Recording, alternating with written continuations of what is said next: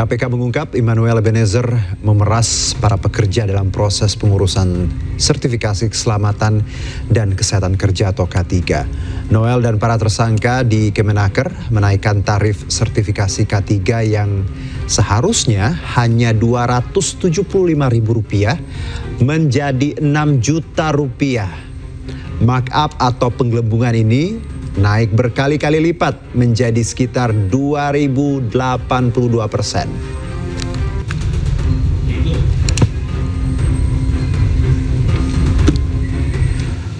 Presiden ke-7 Republik Indonesia Joko Widodo meminta semua pihak menghormati proses hukum terhadap Wamenakar Immanuel Ebenezer yang ditangkap KPK dalam operasi tangkap tangan.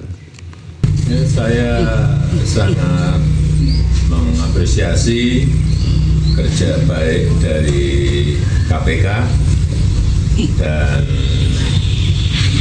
kita semua harus menghormati proses hukum yang ada.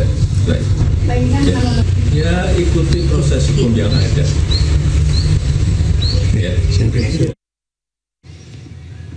Kita beralih ke informasi lainnya, pemirsa. Model majalah Dewasa Lisa Mariana didampingi pengacaranya penuhi panggilan pemeriksaan KPK terkait dugaan kasus korupsi pengadaan iklan bank. Usai diperiksa, Lisa ungkap dirinya mendapat aliran dana dari Ridwan Kamil.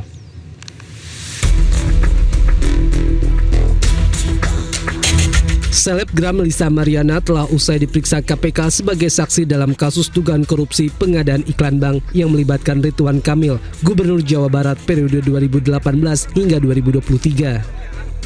Pemeriksaan Lisa berlangsung dari Jumat siang sekitar pukul 11.30 hingga Jumat sore sekitar pukul 16:28 waktu Indonesia Barat. Usai diperiksa, Lisa ungkap dirinya mendapat aliran dana dari Ridwan Kamil. Saya menjadi saksi pemeriksaan Bank BJB. Iya, Ridwan Kamil ya.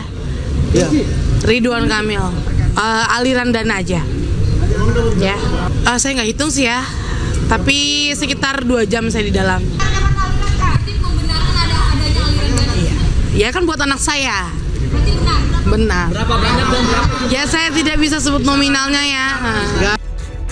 Meski enggan menyebut jumlah dana yang diterima, Lisa menyatakan pemeriksaan berjalan lancar. Sebelumnya, KPK telah menetapkan 5 orang tersangka dalam kasus dugaan korupsi pengadaan iklan bank yang menyebabkan kerugian negara mencapai Rp222 miliar. Tim Liputan iNews melaporkan. Sebelumnya kemarin Rabu, Lisa Mariana mengamuk dalam siaran langsung di akun media sosial miliknya.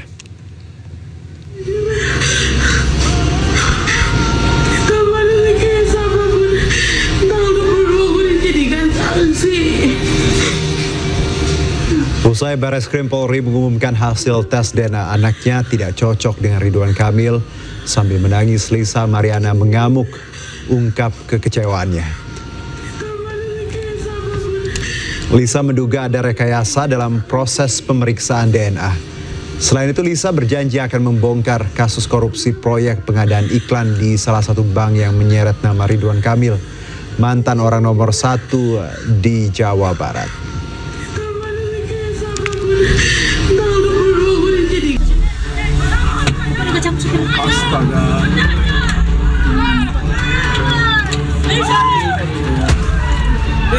Aksi sekelompok orang yang berjalan di tengah jalan sambil menenteng senjata tajam dan berusaha menyerang kelompok warga lain terekam kamera ponsel pengendara yang melintas. Detik berikutnya, bentrok antar 2 warga di Tapalang, Mamuju, Sulawesi Barat pecah. Suasana pun langsung mencekam dan kemacetan panjang tak terhindarkan. Bentrokan baru selesai setelah anggota Polresta Mamuju dikerahkan ke lokasi. Meski situasi sudah berangsur kondusif, aparat kepolisian masih disiagakan untuk mengantisipasi bentrokan susulan. Menurut warga, bentrokan antar 2 warga kampung ini merupakan yang kedua kalinya. Sebelumnya, mereka bentrok akibat pertandingan sepak bola. Dari Mamuju, Sulawesi Barat, Andika Habda, iNews melaporkan. Dua anggota BRIMOB diperiksa Polda Banten terkait insiden penganiayaan terhadap wartawan dan staf Kementerian Lingkungan Hidup saat meliput penyegelan sebuah pabrik pengolahan limbah di Serang, Banten.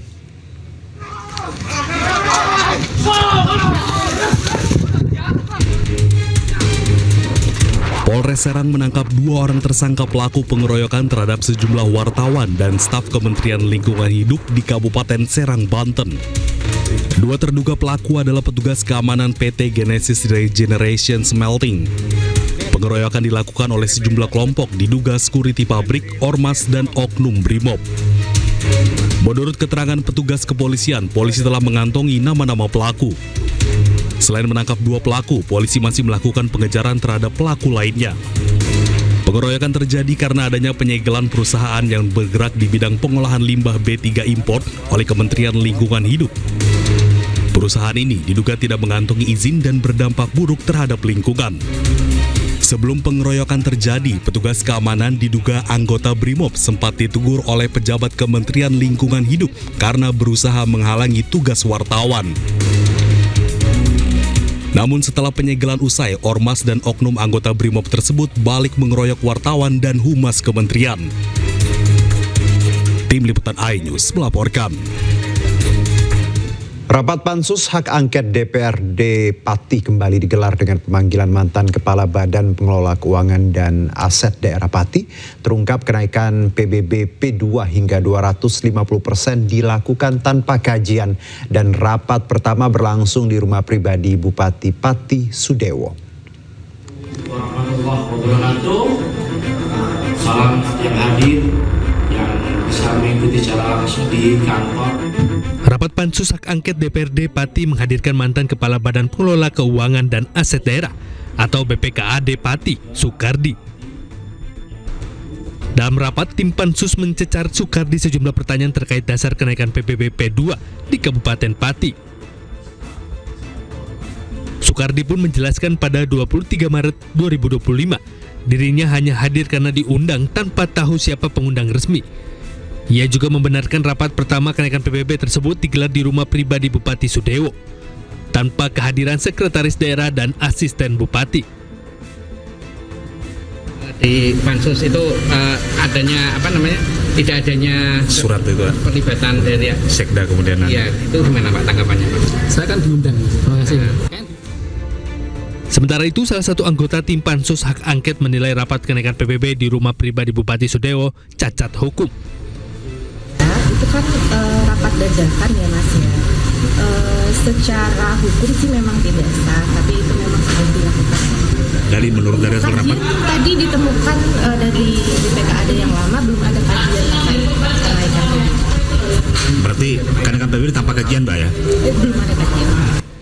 Rapat Pansus Hak Angket akan dilanjutkan dengan agenda mendengarkan keterangan dari Kepala BPKAD Pati dan Dinas Inspektorat yang saat ini menjabat. Dari Pati, Jawa Tengah, Lazarus Sandi, iNews melaporkan.